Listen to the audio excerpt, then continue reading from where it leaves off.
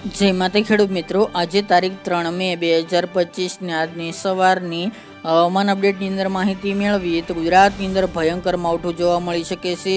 આજથી લઈને 10 તારીખ સુધી ગુજરાતમાં માવઠાને લઈને આગાહી કરવામાં આવી છે. ખાસ કરીને કચ્છ, ઉત્તર અને સૌરાષ્ટ્રના વિસ્તારો સાવધાન રહેજો. 1 થી લઈને 4-5 ઇંચ સુધીના ધોધમાર વરસાદો પણ જોવા મળી શકે છે. વિસ્તારો વાઇઝ અપડેટ મેળવીશું. ચેનલમાં નવા હોય તો ચેનલને સબસ્ક્રાઇબ કરી નાખજો અને વિડીયોને લાઈક આપીને તમામ ખેડૂત ભાઈને શેર કરી દેજો. હાલ ગુજરાતની અંદર આજથી વરસાદની એન્ટ્રી જોવા મળી શકે છે. અમુક ભાગોની અંદર હવામાનમાં પલટો આવી ચૂક્યો છે. આગામી દિવસની અંદર વરસાદની ગતિવિધિમાં વધારો થાય તેવી સંભાવના દેખાઈ રહી છે. 6, 7, 8 અને 9 તારીખે એમ 4 દિવસ દરમિયાન ભારેથી અતિ ભારે વરસાદનું અનુમાન દેખાઈ રહ્યું છે. ખાસ કરીને અત્યારે રાજસ્થાન ઉપર અને પાકિસ્તાન ઉપર એક અપર એર સાયક્લોનિક સર્ક્યુલેશન સક્રિય બન્યું છે.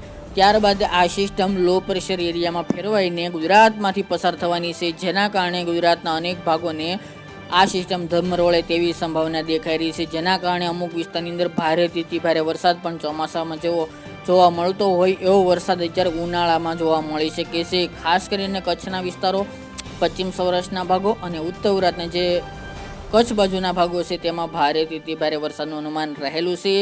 આજે મિત્રો 3 તારીખ દરમિયાનથી ઉત્તર ગુજરાત અને કચ્છના ભાગોની અંદર હવામાનનો પલટો આવશે. તેની સાથે મિત્રો વરસાદની ગતિવિધિમાં વધારો થાય તેવું અનુમાન દેખાઈ રહ્યું છે.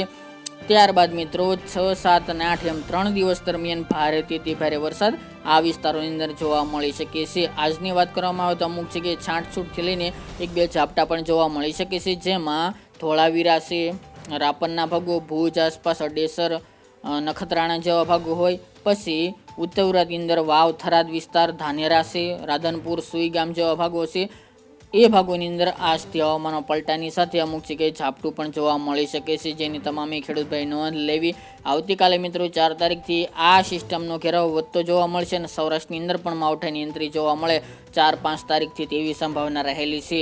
જેમ દિવસો જતા જશે તેમ વરસાદી સિસ્ટમની અસર વધુ ગુજરાતની અંદર જોવા મળશે. દક્ષિણ ગુજરાત અને પૂર્વ ગુજરાત અને મધ્ય ગુજરાતની અંદર ખાસ કોઈ ખતરો જણાતો નથી, પરંતુ મિત્રો સૌરાષ્ટ્રવાસીઓ, કચ્છવાસીઓ અને ઉત્તર ગુજરાતવાસીઓ સાવધાન રહેજો. ત્યાં માવઠું રુદ્ર સ્વરૂપ ધારણ કરીને ખાસ કરીને ઘણા વિસ્તારને ધમરોળે તેવું અનુમાન દેખાઈ રહ્યું છે. આ લો પ્રેશર સિસ્ટમ કચ્છ થઈને ઉત્તરના ભાગથી આગળ પસાર થવાની છે અને ગુજરાત ઉપર સ્થિર થવાની છે, જેના કારણે ગુજરાતમાં આ મેઘતાંડવ જોવા મળશે. અત્યાર સુધીનું સૌથી મોટું અને ઘાતક માવઠું ગણી શકાય. ભારે પવન પણ ફૂંકાવાનો છે, જેની તમામે ખેડૂતભાઈ તકેદારી રાખવી. 40 થી લઈને 60 કિલોમીટરની ઝડપ સુધીનો પવનની ઝડપ જોવા મળશે. એમાં ખાસ કરીને સૌથી વધુ કચ્છમાં પવનની ઝડપ હશે. ત્યારબાદ સૌરાષ્ટ્રની અંદર પણ આ પવનની ઝડપ જોવા મળી શકે છે અને ઉત્તર ગુજરાતની અંદર અન્ય વિસ્તારો કરતાં થોડી સામાન્ય ઓછી ઝડપમાં પવનો ફૂંકાઈ શકે છે. એકદમ ચોમાસા દરમિયાન જે શરૂઆતના પવનો જોવા મળતા હોય છે તે મુજબના પવનો જોવા મળશે. 5 અને 6 તારીખ દરમિયાન કચ્છના તમામ વિસ્તારો હોય, નલિયા, રાપર, ભુજ, ભચાઉ, ગાંધીધામ સહિતના ભાગો, ઉત્તર ગુજરાતની અંદર પાટણ, થરાદ, વાવ, મહેસાણા, સાબરકાંઠા સહિતના ભાગોની અંદર વરસાદની સંભાવના છે. સૌરાષ્ટ્રની અંદર જામનગર, મોરબી, રાજકોટ, બોટાદ અને સુરેન્દ્રનગર આ વિસ્તારની અંદર 5 અને 6 તારીખ દરમિયાન વરસાદની સંભાવના રહેલી છે.